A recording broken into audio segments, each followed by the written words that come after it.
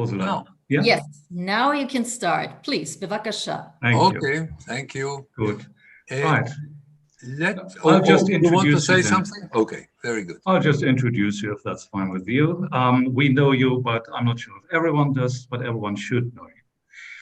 Ja, guten Abend und herzlich willkommen zu einer weiteren Videokonferenz der deutsch-israelischen Gesellschaft, Arbeitsgemeinschaft Bonn. Ich bin Jan Eikenbohm. Zugeschaltet ist meine Vorstandskollegin Ursula Schmidt und unser Gast Dan Shiftan. Dan, wir freuen uns sehr, dass wir dich für eine Vortragsreihe gewinnen konnten. Sie beginnt heute und setzt sich an den nächsten 3 Donnerstagen um dieselbe Zeit fort. Denn du bist unter anderem Direktor des Zentrums für nationale Sicherheitsfragen an der Universität Haifa und Berater der israelischen Regierung.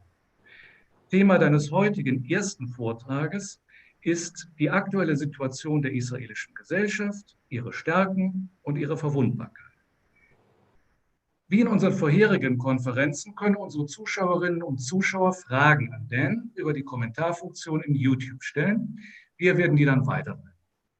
Dan wird Englisch sprechen, aber die Fragen können wir sowohl in Englisch als auch in Deutsch stellen. Das gilt auch für unsere Zuschauerinnen und Zuschauer. Ursula und ich, wir haben Dan vor einem guten Jahr in der Bonner Synagoge erlebt. Wir kennen dich, Dan, als einen Redner, der sich über Fragen und über Widerspruch freut. Wir freuen uns auf einen lehrreichen Vortrag und auf eine engagierte Diskussion. Dan, the floor is yours. Thank you. Let me first explain, before I start discussing the Israeli society, what it is that I think I can contribute. I'm interested in speaking about things that everybody knows and very few understand. In other words, we have a lot of knowledge. Not only Israelis know a lot about Israel and its environment and its society, but also friends of Israel in Germany, in other places, follow what is happening in Israel. And this is, relatively speaking, an educated audience, a well-informed audience. Even if they read European newspapers, they can still be well-informed if they insist. But very often, we understand what is going on, but we don't understand the context, the broader context of it, die große Zusammenhänge. And actually, this is what I'm interested in. Let me put it this way. I want to explain to a person who walks in the street and finds a hat full of money why a guy with a guitar is running after him. In other words, to look at the broader picture than the immediate incident and to try to give the context of it. Now, the interesting thing is that even in Israel, very well-informed people who are in government, in the army, in the security services, who follow issues every day, sometimes don't see the broader context. If I may give a specific example that I enjoyed very much, I didn't like Shimon Peres very much. I know that he's loved in Europe, and he's loved in Europe because he doesn't represent Israel, but that's a different story. And I spoke about a period where he was one of the most important actors, and he says to me, how can you tell me something about what I myself have done? Of course, I know better. I myself did it. And my answer to him was, not everybody that was sunbathing on the beach is an expert on solar energy. These are very different approaches. You may know what you have done. You may not even understand what you yourself have done. We used to have many years ago in Tel Aviv University a historian, and he said, I can call Karl the Great for an office hours and for 5 hours to tell him what he has done, and he will not understand. So when you look at an event, when you look at the process, when you look at it with a broad perspective, you see things that people who are involved, even people who are involved, sometimes have the blindness of the involvement. Namely, they don't see things because they were involved. And there are very few people who are both actors and observers, people who have been in politics, have taken strategic decisions, and also understand the strategy. If you want a very good example, you take Henry Kissinger. This is a guy who came from academia, and in spite of coming from academia, understood very well the world that he was watching. And then he became active as a national security advisor, later as Secretary of State, and he conducted policies. And you read his books and you see the combination of the enormous knowledge from being there every time the decisions were taken, and from being able to see the broader context of what you have done. And of course, because you want to look good, you omit certain things, you don't mention certain things. This is part of the game, but at least he has the understanding. My contribution is, or I hope it will be, to put things that most people know in context. And I want to discuss today the Israeli society, and to differentiate between the Israeli society and the Israeli political system, because the Israeli political system is terrible and the Israeli society is, in my view, in good shape. Now, can Israel survive with a terrible political system? Yes. I mean, we prove it very often, and today more than in other cases. Can Israel survive for long with a weak society? No. Israel can survive without an army that is excellent and without American support. Very, very important things. But without a strong Israeli society, Israel cannot survive. So if I would have come to the conclusion that the Israeli society is weak, I would be depressed. I would feel that a catastrophe is coming. But if I see a strong Israeli society, by the way, not a pleasant society. We are not a pleasant people. By the way, I wouldn't want to live with a pleasant people. It's not enough of a challenge for me. I enjoy being, controversial and having conflicts and what have you. But is the Israeli society very strong with different difficulties, with vulnerabilities, of course, but very strong compared to other democratic open societies? Yes. Is the Israeli political system completely dysfunctional? Yes, the two can coexist. Now, let us start with the Israeli political system and give one interesting perspective of why it is malfunctioning. Practically all democracies have a political system that is not working very well. Think of Germany and how difficult it was to establish a government. Think of Britain and the difficulties with Brexit. Don't think about the United States. It will depress you too much. In a visit to the American Congress, I told some of the congressmen, I've been looking all my life for a political system more dysfunctional than the Israeli system. Thank you, America. So you have throughout the democratic world, look at what is happening with very few exceptions. Among all democracies, it is not functioning well. And it is not functioning well because we don't understand that there can be something that is too much of a good thing. We sometimes believe that if something is good, you cannot have too much of it. But let me give you only one example. We have transparency. Transparency is good. We want to know what our leaders are doing with our money, with our trust. It's okay. But when you have total transparency, what happens is nobody talks to the subject. Everybody speaks to the protocol. Everybody wants to sound nice. And then what you get is Europe. This is not a very good thing that you want to adjust yourself to. And when you cannot say what you really mean because it doesn't sound nice, you don't discuss the real options, even to reject them, but at least to discuss them. You're not even discussing them because you know whatever you say will be all over the news in 20 minutes and it will cost you electorally, and you may not be elected, and you have a very narrowly based government, and you will lose your majority. If it's a parliamentary system, you will, the government will have to resign. It will not have the support of the parliament.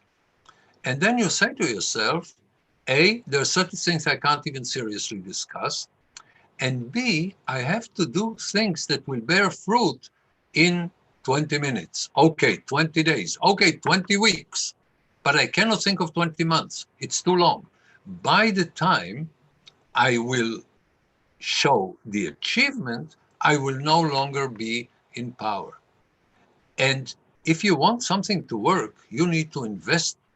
You need to work hard. You need to wait for a long time. You don't have immediate consequences. So you do things that you know are not very good because you need to look good to your electorate immediately. Otherwise, it doesn't really matter what you think and do because you're out of power. So we have this problem throughout the world, and we have it in Israel, and we have it in Israel in an environment where we cannot afford it. I mean, what will happen if most European governments will not be very good? Okay, the economy will not be very good, people will not be very happy. When Israel takes bad decisions, it could cost Israel its existence. So we cannot afford to make too many bad decisions just because the political system is not functioning. So we have a special problem. But I want to say the problem is more serious, but it reflects something that we're having throughout the world. It is not unique to Israel. Let me put it this way. If we would have had the kind of problems that we have today politically in Ben-Gurion's time, in the beginning of the state or even before the state, we wouldn't have a state today. Because at the time, Israel was so weak, it could not afford to do the wrong things. Now we are so strong, we can afford to be foolish, and we are using this privilege a bit too much. But basically, the political system is malfunctioning like most political systems in most democracies, only we can afford it less than others. Let me say something about the society. First of all, if you want to understand what is happening with the Israeli society, don't listen to Israelis. Certainly don't listen to Europeans. This is generally true. But in this case, don't listen to Israelis. And let me explain why. Israelis have a hobby, a very strange hobby. It's not dangerous, but it's strange. And you need to be aware of it, which is a worse case than the kind of hobbies that Jews have in general. Jews have a very strange approach to life where they can only feel good if they feel bad. And Israelis do that even more than others.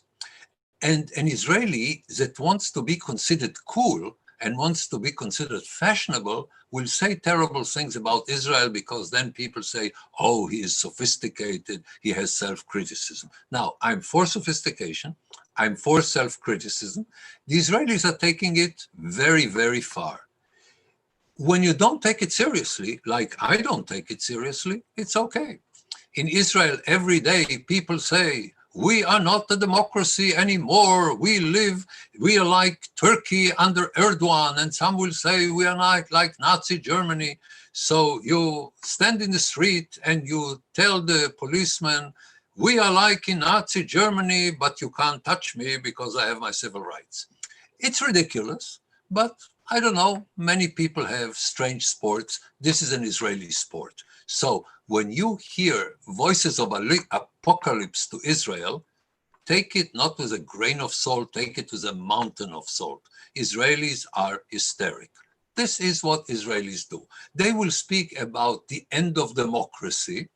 And for instance, they will call to save the Israeli democracy the representative of the Arab party in the Knesset, and he will speak in a rally to save democracy. And he is a person supporting the Assad regime in Syria. So again, if you have a developed sense of humor, like you must if you're an Israeli, you look at it and you say, okay, you know, this is funny, but this is not serious. Let me give you another example. Israelis go out in the street now with black flags. Again, a great sense of humor.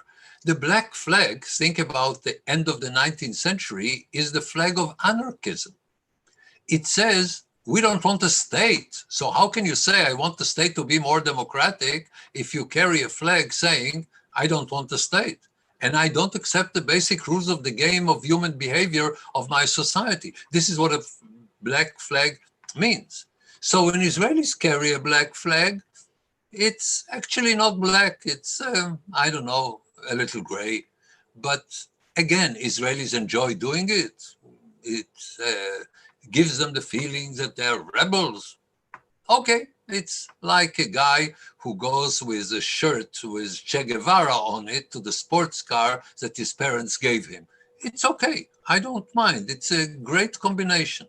Only don't take it seriously. Now, do we have problems? Yes. Do we have serious problems? Yes, I'll mention them. Do we have now problems that will be very difficult to deal with, particularly economically? I will mention it today and discuss it next week, in great detail. But if you look at the society, the question is, when God gives trouble, he also gives shoulders, namely the ability to deal with the trouble. This is what you need to look at, not at the size of the trouble. You need to look at the proportion between the size of the problem, the weight of the problem, and the width and the strength of the shoulders. This is what counts. And in this spirit, let me say a few things about the Israeli society. There is much more solidarity and agreement in the Israeli society than meets the eye, even for Israelis, let alone if you live outside Israel. We've had now 3 election campaigns. What do you do in election campaigns? You bring up the problems that the society needs to deal with, and you have different views on the subject, and you debate it. And you say, here the other party suggests A, and I want B, or C, or Y, anything. Look at the most important issues that were not even brought up in 3 election campaigns in 1 year. Not even mentioned, because Israelis agree on them. And if they agree on the most important problems, it cannot be a society that is torn apart. Let me give you 2 or 3 examples to demonstrate it. We have huge security problems. There is no major disagreement between the parties in the mainstream of the Israeli society. Of course, you have the Arabs who will identify with the enemy, or you have a tiny proportion, minuscule proportion that disagrees, but the overwhelming majority of the Israeli society agree on 2 major issues, which are critical. A, that Iran is a dangerous enemy, and that Israel is willing, again, we will discuss it in the 3rd session where we discuss security. Here I'm just mentioning it. Iran is trying to dominate the Middle East, which will put Israel in an existential threat. Iran is trying to bring forward hundreds of thousands of accurate missiles to the vicinity of Israel. And Israel is fighting a war. We are at war with Iran. It is a preventive war. It is a relatively low intensity war, but a few times every week, Israel is bombarding in Syria, in Iraq, and confronting Iran militarily on a major scale. This is very serious, and it could bring war. And if we have war with Iran, it will not be fought on the front line between the Israeli army and the Iranian army. It will be in Tel Aviv and in Jerusalem and in Haifa and in every Israeli city. And we will have thousands of missiles killing civilians in the midst of our cities. So this is not something that happens somewhere else. It happens at home for the Israelis. And you have 70% of the Israelis saying, if it leads to war, so be it. Because they understand, they're not Europeans, so they understand that the real choice is a war now if we must, only if we must, under circumstances that benefit Israel, or a war in 5 years that will be a catastrophe. So instead of sitting there and thinking about Friede, Freude, Eierkuchen, they think about the realities, the strategic realities, and they agree. There is no disagreement, not only between Netanyahu and Gantz, but nowhere in the mainstream of the Israeli society is there disagreement on the subject. Let me give you another example. The Palestinian issue. It's with us since the establishment of the State of Israel, before the establishment of the State of Israel, but under different circumstances for more than 50 years. The overwhelming majority of Israelis agree that the Palestinians cannot be a partner for negotiations and historic compromise. And if there are negotiations, they're worthless because the Palestinians are not willing for historic compromise. There is no disagreement. There used to be in the 1990s. There used to be in the very beginning of this millennium. But today, for almost 20 years, there is no disagreement about this issue. So there are minor issues concerning the Palestinians where Israelis disagree, but they hardly even debate it. When you bring it up in an election campaign, you leave it after a short while because Israelis are not interested because they agree. So on security issues, there is an overwhelming agreement in the mainstream of Israeli society. On the economic issues, I'm not speaking about the last crisis, I'm speaking about the basic policy. Nobody in Israel wants socialism. The moment you even mention something, social democracy or anything that could hint that you want anything like socialism, Israelis immediately are turned off. And the one party that mentioned it ceased to exist. The Labour Party made many mistakes, but perhaps one of the most important mistakes it made for a long time was to speak about two things that the Israelis don't believe are possible or desirable: peace and socialism. Peace with the Palestinians is not an option.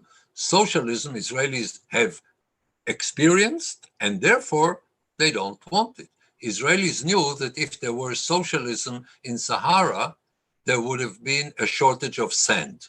Israelis don't expect it. Do they want more caring for people that cannot afford certain things? Yes. Do they want a more developed welfare state? Yes. Can we learn a lot from Europe about it? Yes. But on the major issues, there is no disagreement. So when you speak about an Israeli society torn apart, it is on the question, yes, Bibi or no Bibi. Some hate Netanyahu more than others. Some people who don't like Netanyahu vote for him because they look at the alternative and they say, given this alternative, I will vote for somebody I don't like. But this is not a major issue that tears a society apart, okay? There's a lot of noise, and the more noise, the more you shouldn't take it seriously. Again, do we have real issues? Yes. Are we divided on some issues? Yes, but they're not the fundamental issues, and that's very important to understand about the Israeli society. Now, the test of all of this, do we have a strong society or not, is to look at what we have achieved over a long period of time with this society and to ask ourselves if today we are better equipped to keep it or to get even more than it or not. So let me give you a few interesting and I think also very important examples. Let me start again with security. We will discuss it in the third meeting in detail, but here I'm discussing the attitude of the society to military service. We are the only country in the free world with an open society that has conscription to an army that actually goes to war. You know, not for parades, but where when you go to the army, you put your life at risk. Now, do we have people who don't share the burden of Israel and actually live off others? Yes, the ultra-Orthodox and the Arabs. They don't serve in the army, and in that sense, they're not part of the Israeli society. They're not fully a part of the Israeli society, because something so immensely important, the Arabs are against it, and the ultra-Orthodox behave like parasites. So do we have a problem that not all the Israeli society is willing to do it? Yes, but this is not a part of what builds Israel. Israel is strong in spite of the Arabs and the ultra-Orthodox, not thanks to them. They don't contribute to anything that is important in Israel. They don't defend Israel. Israel is a success in spite of them and not because of them. And they can still be part of the Israeli democracy. They can still be, of course, have a vote and determine where Israel goes, Arabs and ultra-Orthodox. But what builds Israel and defends Israel is the mainstream. The non-ultra-Orthodox Jews, including Orthodox Jews, and including Druze. It's important. They're a small community, but an Arab-speaking community in Israel that is fully committed to Israel. And as far as I'm concerned, they're my brothers. They're the same as anybody else who is willing to share with me building this country and defending it. Now, these people, and this is what counts, these people, in most cases, go to 3 years or 2.5 years of difficult army service very, very willingly. Okay? This is a good indication for a strong society where people feel that serving their country is a privilege. And today, if you don't want to serve in the army, you can find excuses and they will let you off.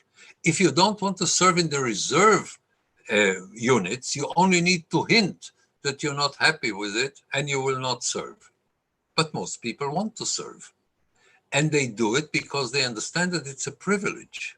This is an indication of a very strong society. If you understand the role of the army in the Israeli society, it has a very important role, and here is the interesting paradox. Because a country with a military that has a very strong role in the society of a country can become militaristic, the Israeli army is not militaristic. Actually, I would say that the Israeli army is closer to a youth movement or a militia than it is to an army, because there is very little discipline except operational discipline. There is very little pomp around it. There is a lot of free interchange in the army. Let me give you an interesting example. Two sociologists who studied the Israeli society have written a book, and this book became very famous. It is called Startup Nation. It explains why the Israelis are so creative. And they ask themselves, how do Israelis become creative? How do they become pluralistic enough to become creative? And they found out, and I very strongly agree with them, that Israelis learn pluralism in the army. Now, that's a strange thing. You learn pluralism in an organization that is usually the extreme opposite of pluralism, where you're expected to find more blind discipline and in other places. In Israel, you learn pluralism in the army. And when people want to go to the army and benefit from their service in the army, I have had 4 children serve in the army. It was a privilege for them. It was an enormous advantage for them. It made them grown-up men and women. It made them very prepared for grown-up life. It helped them with finding a job. It helped them with making a living. I can only say positive things in addition to the fact that they felt, I'm delighted to say, a privilege to serve in the army. That is an indication for a strong society. When you look at other elements, you look at the Israeli economy. You couldn't have an economy that started by being so poor we didn't have anything to eat, that is today so rich. And again, I'm not speaking about the last crisis.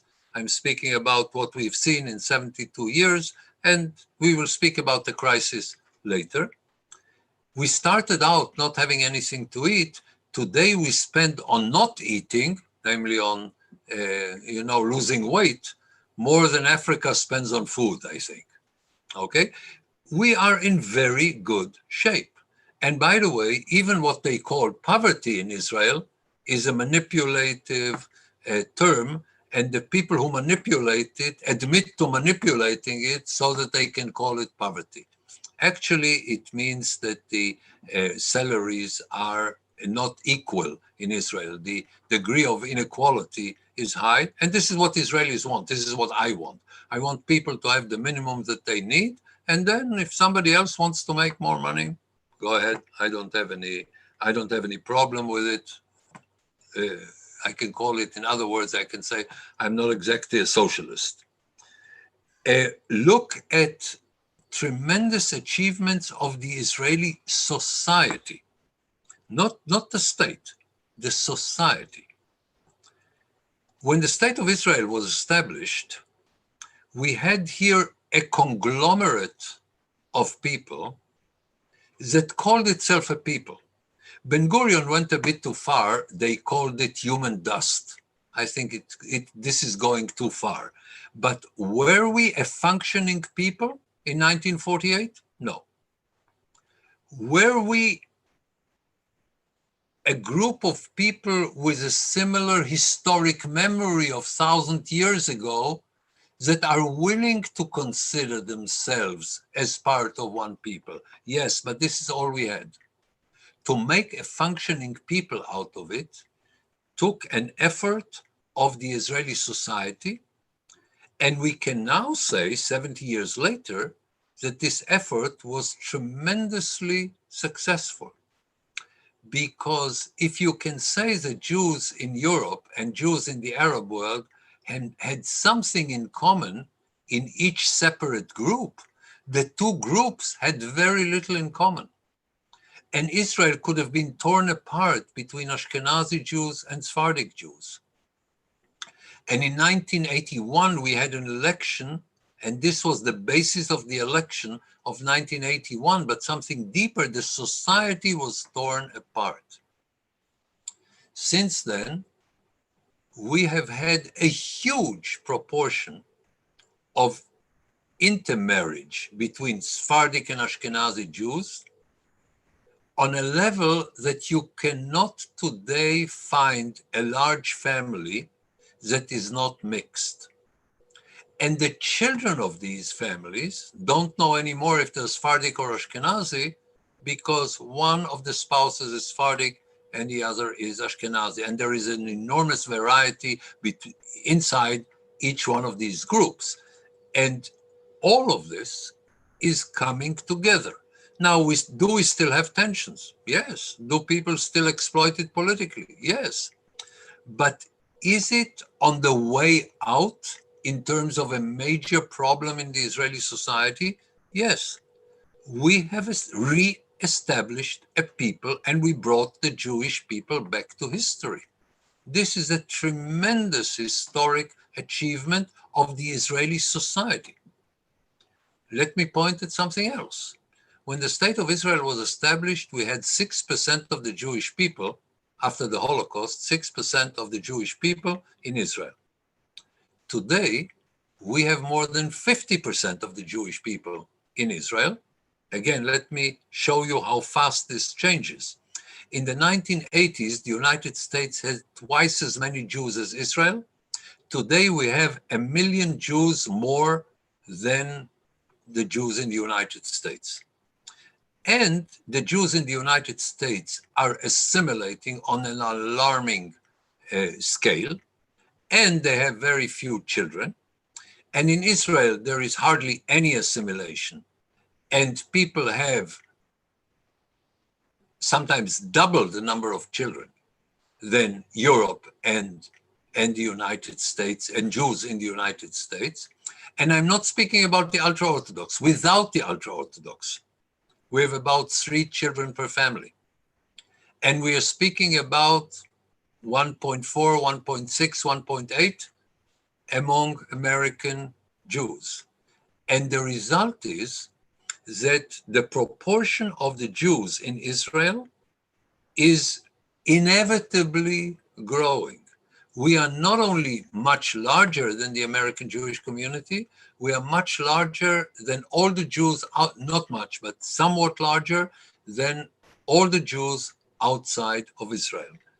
This is an achievement of the Israeli society. It means Jews came here, and even though they could have left, they didn't leave. Okay, some of the Jews came here because they couldn't go anywhere else. They asked, for instance, in the 1930s, they asked people, kommen Sie aus Überzeugung? And the answer was, nein, aus Deutschland. So not always, people came here willingly, simply because they couldn't come anywhere else. They came here, but they stayed here, and they want to stay here. And we have a very small ratio of people who are leaving the country. We have per capita less people who leave the country than Germany and Britain and the United States. So we're in very, very good shape. Again, this is an achievement of the achievement of the society. Does this society deal well with the value dimension of the security problem? When you're threatened, you tend to be less democratic. Countries in war tend to become less democratic, less open, less pluralistic than before. We are at war for 140 years. And the Israeli democracy was established from scratch during war. The people who came here had no democratic experience. The vast majority of them did not have democratic experience. The Jews who came from the Arab world, of course not. But even the Jews who came from Europe came primarily from Eastern Europe, where their experience was with Tsarism and communism. And yet, you have in Israel a system that is closer to anarchy than it is to a non-democratic authoritarian system. So what you have here is, in spite of war, during war, you keep your values. Israel managed to remain, and again, we will discuss it in our third meeting, Sparta vis-a-vis its enemies, and essence vis-a-vis its own people inside Israel. This is a very challenging combination. Let me give you 2 things that I consider a failure: the Arab world and Europe. The Arab world is Sparta against its enemies and Sparta inside, which is very bad. Europe is Athens to its own people, which is very good, but it is also helpless vis-a-vis its enemies. It is so weak that it is not a major player in world politics, in spite of the fact that it is a large and wealthy and well-established and strong society continent. Its role in world affairs is very, very minor. I mean, Europeans tell themselves interesting fairy tales about an international community. That's very nice when you sit in the evening and you read fairy tales. But if you want to understand the world, you will see that Europe plays a very, very minor role. The combination of being very tough against your enemies and very soft inside is another major success of the Israeli system. Now, even if objectively I'm wrong, I'm not wrong, but even if objectively I'm wrong, the most important thing is how people feel. And for instance, if Israelis feel good enough to stay in Israel, then if somebody will tell me life in Israel is bad, I don't care, because Israelis think it's good. When you ask Israelis, there is such a thing called the International Happiness Scale. Israel is number 11 on the International Happy Scale, and I think that most of the people above Israel are Scandinavian, so it's too cold for them to understand what they're saying. I mean, they don't confront the kind of challenges that we confront here. The fact that we are higher than Germany, higher than Britain, higher than France, than the United States on the happiness scale, namely what people say about themselves. And remember, these are people who enjoy complaining. If you stop complaining, you lose your Israeli citizenship. So these are people who enjoy complaining, and yet they say that they're happy. So even if you look at it subjectively, this is a very strong and very resilient society. Let me end, and I'm sorry I took more time than I expected. Let me end by speaking about a major crisis that we're dealing with now. So, do we come into the crisis with a good background? Yes. But are we facing a serious crisis? Very serious. It's a combination of a health crisis. We dealt with the first wave well, with the second wave very badly. We have an economic crisis. It's a very extreme crisis. I think from all the elements, this is the most difficult, the economic crisis, and we'll discuss it next time. We are having a political crisis, and beyond the immediate political crisis, we also have a leadership crisis, because the question is not who will come to power, but do people trust anybody who will be in power in Israel today? And that's a very serious problem. So we still have a very long way to go, but I think we are entering this challenge with a good background and strengths that will make it possible for us to deal with it.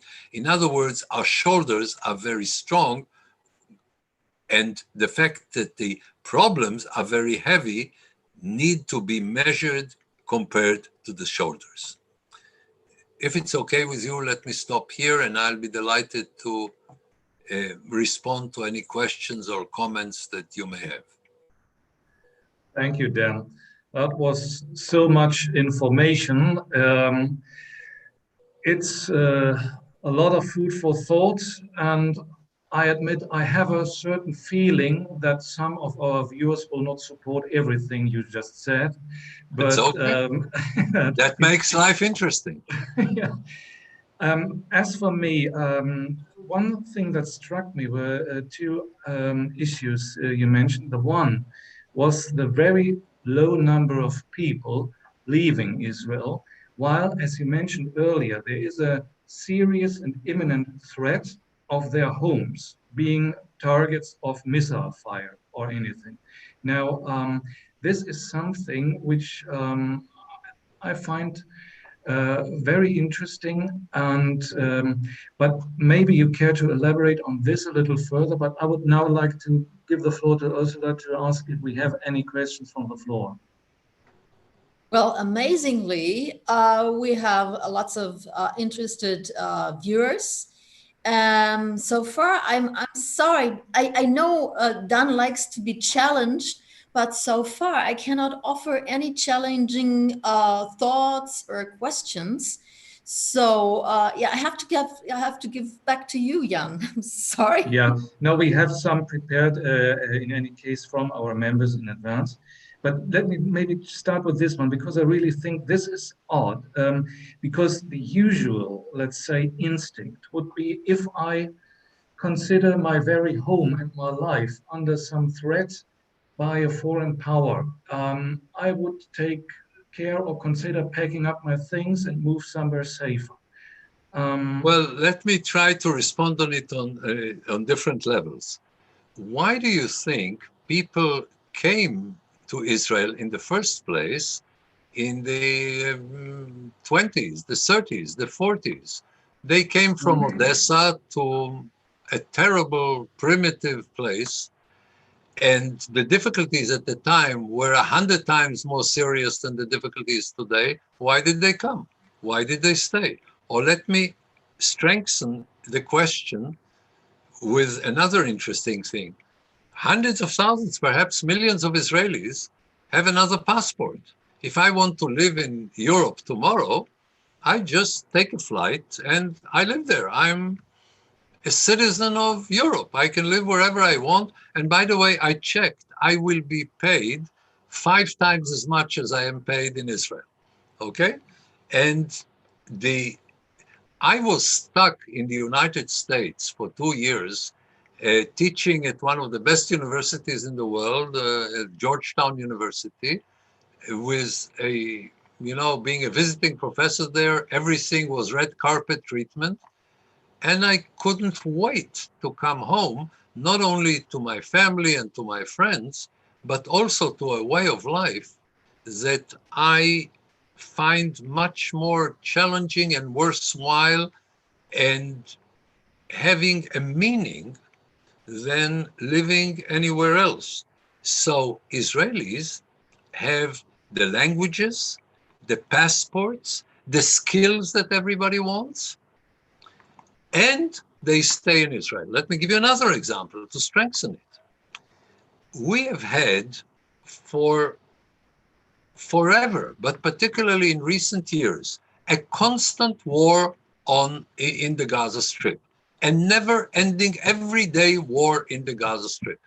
Yesterday we had 60 fires, 60 fires that the Palestinians have sent to Israel with balloons, because they weaponize, by the way, not only balloons, they weaponize condoms. A lot of the things that are called balloons are actually condoms filled with helium. And then they attach incendiary devices to it and bombs to it. And this is how they reflect their culture. And we had recently 1,200 families moving into the area immediately next to the Gaza Strip. And today you cannot find a house there, and you cannot find a place to live because the demand is much higher than the supply. Okay? So if you had a question, the question was not sharp enough. I'm strengthening your question. And the answer is, we have a good life. I enjoy living in Israel. I don't feel, oh, I am heroic. Look at all these difficulties, and here I am living in Israel. I'm a hero. I'm egotistic. I want a good life. I live in the homeland of the Jewish people. I enjoy living here. I complain, again, because whereas I have a European passport, I'm afraid of losing my Israeli passport. So I complain. And I constantly complain. And I tell everybody else that he's an idiot and only I know everything, like all Israelis. This is what we do, okay? But we have a good life. And what is even more interesting, we say we have a good life. It would be enough for me if people just don't leave Israel and complain and say they have a bad life. But, all the public opinion polls in Israel have 604 people. This is the sample that the statisticians tell us is the proper one. We have one public opinion poll that has 45,000 people. This is done by the Central Bureau of Statistics. And they ask people 2 questions. What do you think about Israel? And how do you feel? To the question, what do you think about Israel? The majority answers terrible. Nothing works. Everybody doesn't do what he's supposed to do. The economy crumbles. The education is terrible. The government is a catastrophe. Everything is bad. And the same people who say that, when they ask them, how is your life? They say, great. I love it. And they ask him, what will be next year? And they say, even better. Okay? Systematically, this is what we have. Now, If it were not anonymous, they would say my life is terrible. But since it is anonymous, nobody will catch them. They say what they feel, okay? And they feel that they have a good life. And does it fit everybody? No. There's certain people who need tranquility and civility. I would suggest to them that they don't live in Israel, or at least that they don't drive, okay? If we need to train our special forces unit, we just let them drive. Whoever survived the Israeli road is capable of being in a special unit.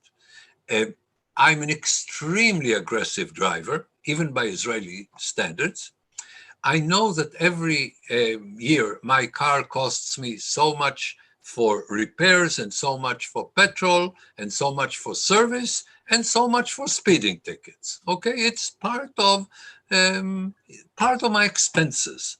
Okay, and when I'm driving, nobody else can stand in my way. This is my way. You are in my way. Move. Okay. I just drove 3,000 kilometers in Germany. I had to take a tranquilizer in order to adjust myself and to be nice and civil and so on. And I could survive it because it was only 2 weeks. It's a different kind of life. Israelis enjoy it. It's called masochism. Okay, Okay. if I may intervene at this point, we have two questions. I want to read them to you, Dan.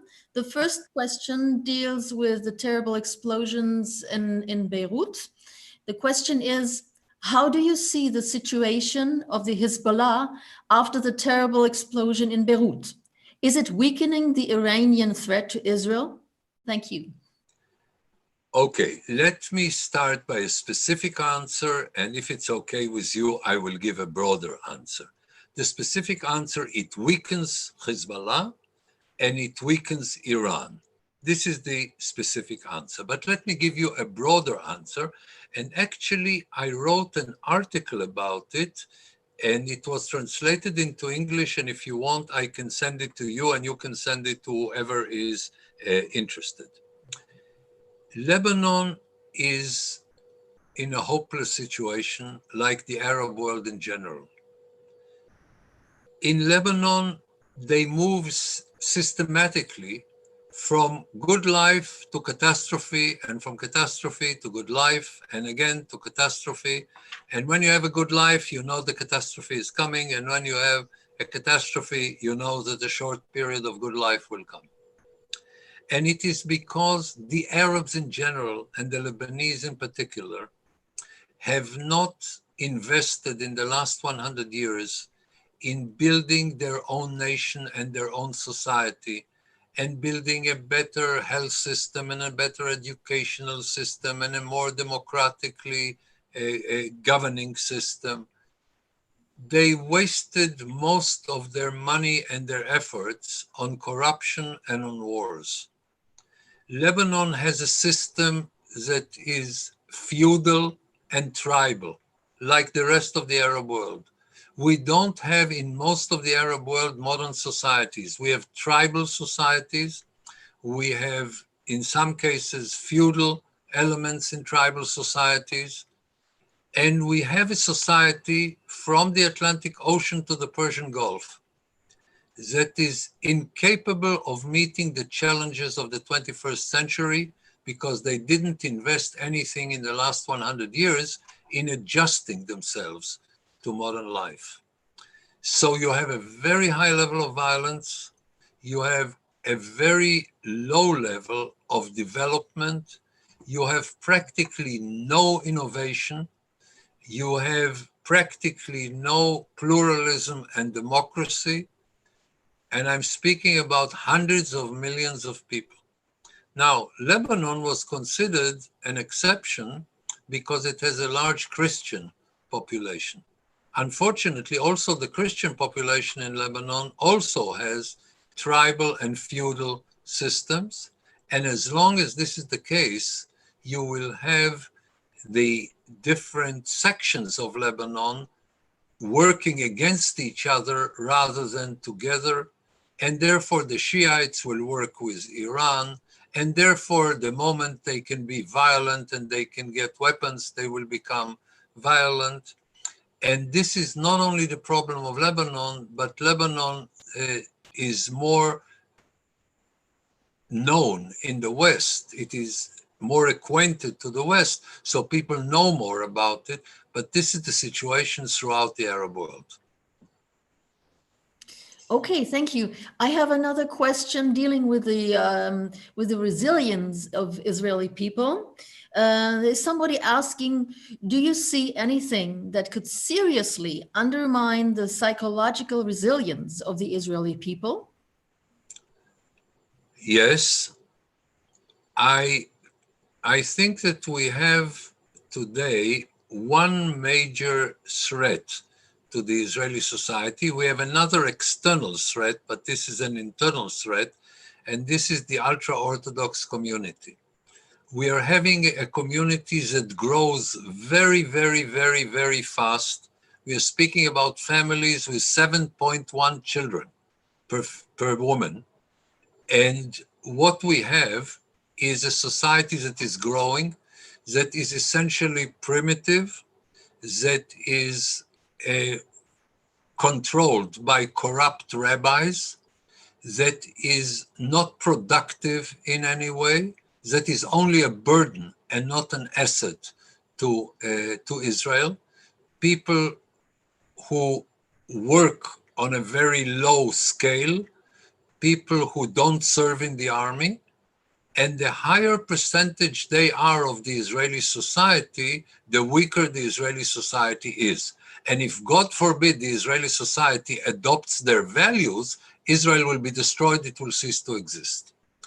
Now, do I see an immediate change? No. But do we have the capacity to change? Yes. All we have to do is not to give them billions of dollars every year. And then if they don't get our money that comes from our work, they will have to work themselves. And the moment they work and the moment their people interact with productive people, this will change this society. The rabbis know it. And therefore, they try to prevent ultra-Orthodox people interacting with people who are not ultra-Orthodox because they're afraid. One instrument that may help us very much is the smartphone. The rabbis give them what they call a kosher smartphone, namely a smartphone where they can only get the primitive messages that the rabbis send them. But usually, at least the men among the ultra-Orthodox, many of them buy free smartphones and they become exposed to what is happening in the general society. And I hope this will help. But if you ask me about an internal danger to the Israeli society, this is the number one internal danger. Okay, that's for it right now. Jan, do you have anything else to ask? Yeah, I'd like just about what you just said. There is a Netflix series right now, or not right now, 1 or 2 years, which is called Stiesel. I don't know if you heard this, but I recall these people being portrayed. Now, the funny thing is that when you talk to some ordinary people here, many of them, they have a cliche that every Jew would be ultra-Orthodox or would wear this attire. Now, whereas what from I gather of you, from you, this is actually not the case. It's funny that these things that you've just communicated to us, this complaining but being very strong, resilience, the let's say the high esteem of the army. I wonder why this isn't more widely known over here. Why is this that the cliche is so dominant? We will discuss Europe separately, but let me answer this specific question.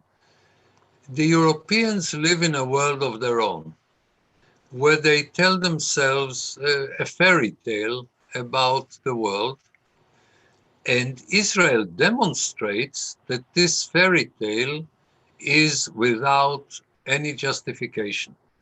So the Europeans don't want to see Israel as it is. They want to see Israel in a way that doesn't threaten their perception of reality. For instance, because Europeans are weak and not willing to invest in their own defense, they believe that when you're threatened, you need to capitulate.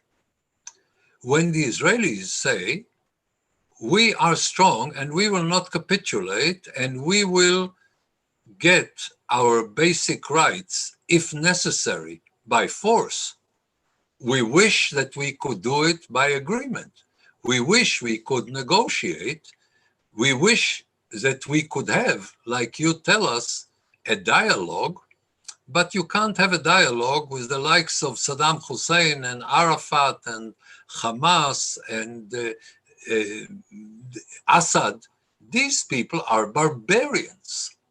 And the only way to deal with them is to threaten them or to break them. And basically, we call it in a nice way deterrence, but basically it means you tell your neighbors, leave me alone. I don't want anything from you, but I insist that you leave me alone.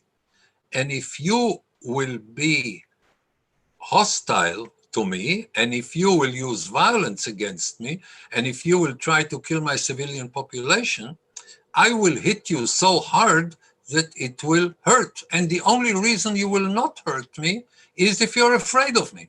Later, I can be nice, I can help you, we can speak, but first of all, you need to understand that I will break you if you will try to undermine my existence. I think that for people in Germany, I can use another phrase that will demonstrate it. Knabe sprach, ich breche dich, Röslein auf den Heiden. Röslein sprach, ich steche dich, dass du ewig denkst an mich. Not, ich steche dich und dann wird es dir ein bisschen wehtun, aber ich habe Mitleid mit dir und alles wird sein in Ordnung und wir werden alle Menschen werden Brüder, wo dein sanfter Flügel weiht. No. I will not let you undermine me. And if it needs, I'll break you. Okay? And if you leave me alone, do whatever you want. It's none of my business. Live your life. Leave me alone. But I will not let you. I will not let you do it. Now, this kind of approach is something that Europeans have great difficulty with, because they will tell you there is nothing you can do about terrorism. And the Israelis will tell them, yes, you can do it. You can break them. This is what we did after the Second Intifada. We broke them, okay? Because speaking to them, which some of us were stupid enough to try, didn't work and couldn't work. Now, can you speak with some Arabs? Yes. With the Egyptians? Yes. With the Jordanians? Yes. I don't know if you've heard, but we are speaking now about a peace treaty between Israel and the United Arab Emirates. I'm not yet sure. I haven't seen all the information on the subject. It is possible. One day, perhaps with Syria. But when it comes to Palestinians at the moment, it may change one day, but at the moment, they say, why should we settle? The Europeans are with us anyhow. Why should we reach a compromise? Everybody understands when we demand justice, namely that Israel would not exist. Okay? Why should we be reasonable? We can cheat the Europeans and then the Europeans will pressure the Israelis. So at the moment, it's not an option. Europeans don't want to hear it because they tell themselves a certain fairy tale, and this fairy tale is undermined by the Israeli experience. So if we managed to break the terrorism of the PLO in 2002, 2004, we must be conducting a Vernichtungskrieg against the Palestinians. You know that approximately half the German population, up there, a lot of ups and downs, speaking about Israel conducting a Vernichtungskrieg against the Palestinians. Okay? So this is what people want to believe. We can do what we see fit, and if people want to believe something else, it's their privilege. Oh. Now, it doesn't mean that we are always right. It doesn't mean that we don't make mistakes. It doesn't mean that Israelis don't commit crimes, okay? But it means that if you look at the overall Israeli approach, if you see the overall picture, it is basically successful, and it's very difficult for Europe to accept that something like that can be successful. All right. Do you want me to continue with the question? Yes. So there is a follow-up question on Lebanon, which is actually of interest to many people. The question goes like this: don't you see an Arab army like the Lebanese forces developing into an integrative nation-building body like the IDF is for Israel? Well, I'm delighted we still have a sense of humor. The Lebanese army is a joke. And it's a joke because it's basically controlled by Hezbollah, because everything is controlled by Hezbollah, because you have barbarians there who tell you, if you will not do what we tell you, we will kill you. And it works. And the Lebanese army is something that the Americans and some Europeans have the fantasy that can become something like that. There is nothing that is Lebanese. There are these and others. There are Sunnis and Shiites and Maronites and Greek Orthodox. And do they pretend to be one entity? Yes. Has it ever worked? No. It has never worked. I don't see it working. In order for this to work, you need to bring together the different communities in Lebanon. You cannot have it in the army without having it in the society. You couldn't have it in the Israeli army if you didn't have it in the Israeli society. The army can help, but not when the society really has nothing, absolutely nothing in common. Lebanon is let me put it this way. All Arab states are states, even less than Belgium is a state. Belgium is not a state. Belgium is a misunderstanding, okay? If you didn't have the European Union, the Flames and the Wallons have nothing in common. But compared to the Arab world, they love each other and they get along with each other. At least they don't kill each other, okay? In the Arab world, when you have a certain part of the society, this society is armed. They have a militia that is much stronger than the army.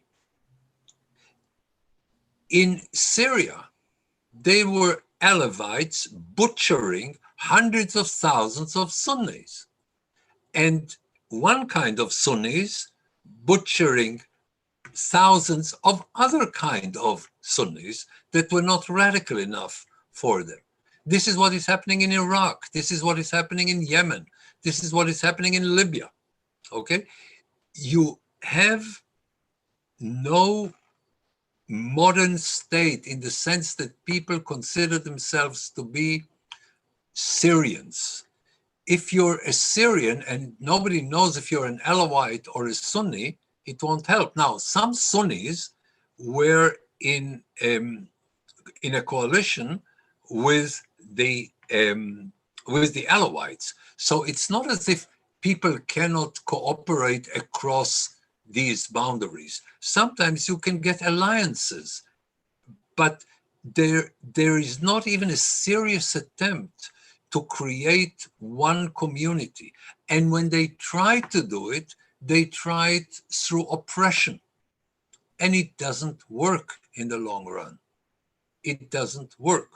So could Lebanon come back to having a good life? Yes. My expectation is, yes, it will happen again, perhaps in 5 years, perhaps in 10 years. But then it will be ruined again, because there is something wrong with the foundations. All right. Jan and Dan, thank you for your answer. We have no further questions, Okay. but if you allow me a short question referring to your elaborations about the strengths and happiness of the Israeli society. Basically, you mentioned also that many Israelis do have a second passport. I don't know whether you have a second passport. Oh, yes, I do. You do have. So Yes. interesting.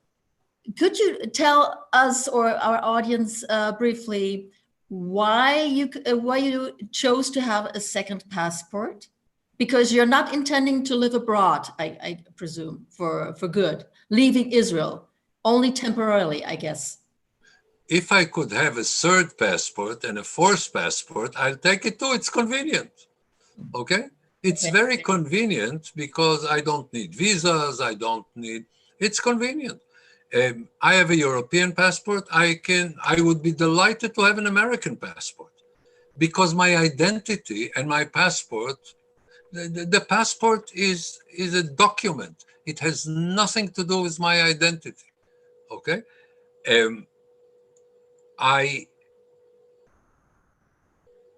When I took the passport, it was many, many years ago, I had a specific reason that I don't want to go into. But even if I would not have done it then, I would have done it definitely later, and I would use it to my convenience, really just for, things that make it very easy to do and otherwise could be difficult to do. Okay. Actually, we have two further questions for you. Okay, I'll be delighted. We go ahead. Okay. There is someone who asked, does the Israeli society suffer from the woke virus, WOKE virus, as almost all Western societies do, seeing racism, misogyny, I hope I pronounce it correctly, inequality everywhere? I don't know what the woke virus is. Maybe Mr. Seidel can specify. Yeah, I don't know either. I'm just checking if I can find something on the internet.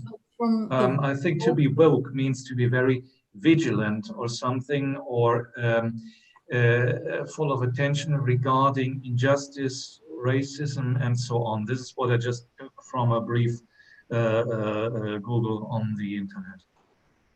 Okay. I probably believe this. Look, yeah. Do we have racism in Israel? Of course. Do we have misogyny in Israel? Of course.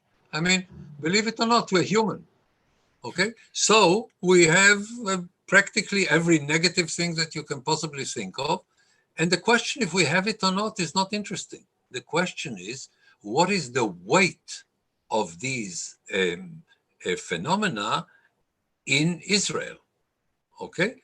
So, for instance, let me give you an example. Do we have Jewish terrorists in Israel? Yes. Okay? I mean, we had it with a Jewish doctor even, killing 39 people who prayed in 1994, if I'm not mistaken, in Hebron. A barbaric Israeli Jewish terrorist. And by the way, if I were at this place and I would see him cock his gun, I would shoot him. I would do it instinctively. I will not ask myself if he is a Jew or a Muslim or a Christian. He is a barbaric terrorist and he needs to be shot if he is killing innocent civilians. Of course, I can try to persuade him and speak to him, but I wouldn't waste my time because by the time I speak to him, he will kill more people. So I would stop him physically. Do we have in Israel criminals? Yes. Pedophiles? Yes. Rapists? Yes. Murderers? Yes. The question is the proportion in the society and how does the society treat them? If you have a Jewish terrorist, he goes to jail. If you have an Arab terrorist in the West Bank, he is glorified. The children learn his name.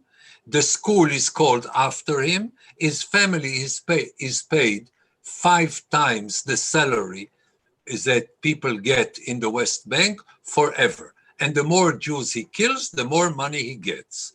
And if he is an Israeli citizen, Arab Israeli citizen, killing Jews, then he's getting an extra pay for killing Jews. So do we have bad people and good people in every society? Do I have people that I respect very much among the Palestinians, among the Lebanese, among the Syrians, among the Iraqis? And I'm serious, I'm not speaking, I'm meeting hundreds of them and I know many of them personally. I'm not speaking theoretically, I'm speaking practically, of course. The question is, what is their role in their own society? For instance, do you have many Arabs who are willing to support democracy? Unfortunately, you have very few.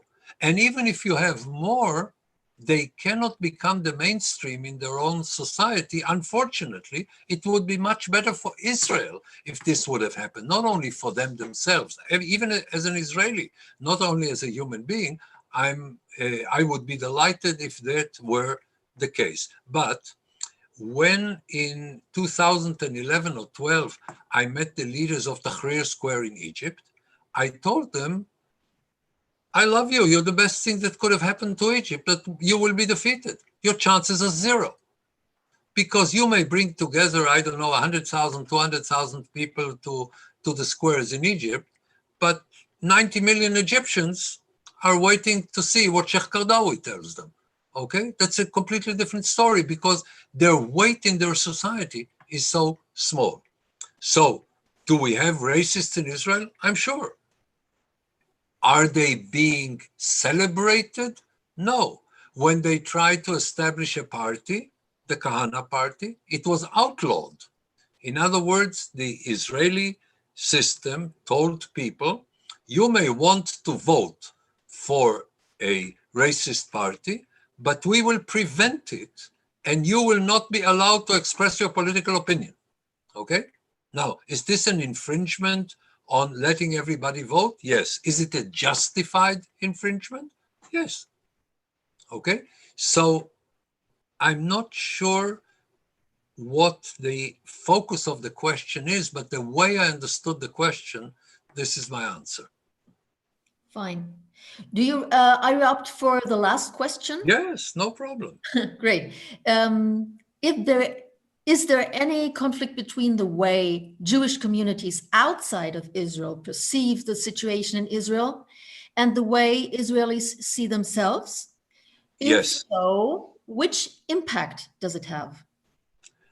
First of all, there is an understandable difference between how you view things when you don't experience it personally and when you experience it personally.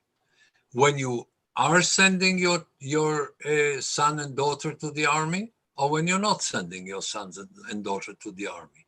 When you have to fight yourself, or you don't have to fight yourself. When you can be the next victim of a bomb in a bus or a cafeteria, or if you sit in the safety of your own city. And you will find many Jews outside of Israel being more liberal than Israel, and a smaller number that are more strict than Israelis on security and on other issues, because people come from a different experience. from an Israeli point of view, the question what Jewish communities outside of Israel think is focused primarily on the United States. The communities in Europe are very small relatively, and their political impact is even smaller. The American Jewish community is very large. It has a political impact, not as big as it used to have, and not as much as people assume, but nevertheless, they have a political impact. And most American Jews have very different views than Israelis. For instance, 78% of American Jews voted for Barack Obama. In Israel, Barack Obama was not considered as a friendly president.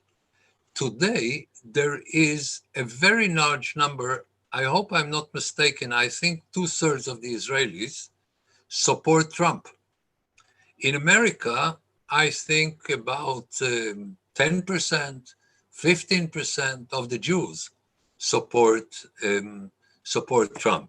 In Europe, as far as I know, nobody supports Trump. But Israelis say this president is very favorable for Israel, okay? In America, this is not a consideration for them. And I don't blame them because they live in America. They have American concerns. I don't expect them to mobilize for Israel. On the one hand, I don't expect them. On the other hand, when they come to me and they say, you must listen to us because we are also Jews, and in spite of the fact that we don't live in Israel, we should have an opinion.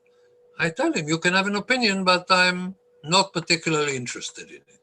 I mean, I am interested in it academically, but the fact that you disagree with me is a pity, and I wish you would agree with me, but if you don't, you don't, and I can live without it, because we are those who pay the price for our politics.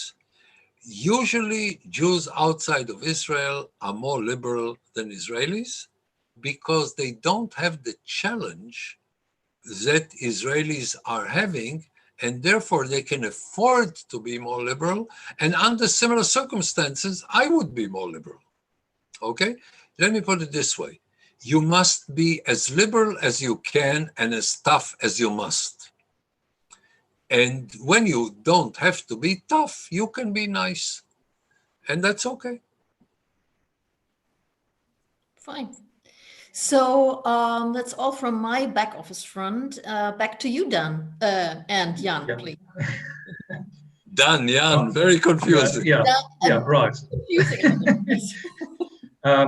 No, then I think unless there's anything more that you would like to state, this has been, to my understanding, very productive. It went far longer than we had even hoped. And it's really great having you here. And especially, it's only the first one of a series of 4. So we'll take that opportunity to announce to our viewers that next week at the same time, we will have lecture number 2, which is in German zur Sicherheitslage Israels, vor allem mit Blick auf die Iran und die Palästinenser. And I believe we can count on some very good rhetoric again from you, Dan, and it's a pleasure speaking to you. Thank you. Same here. Thank you, Dan. Thank you. Pleasure to Und meet you. auf Wiedersehen. Auf Wiedersehen.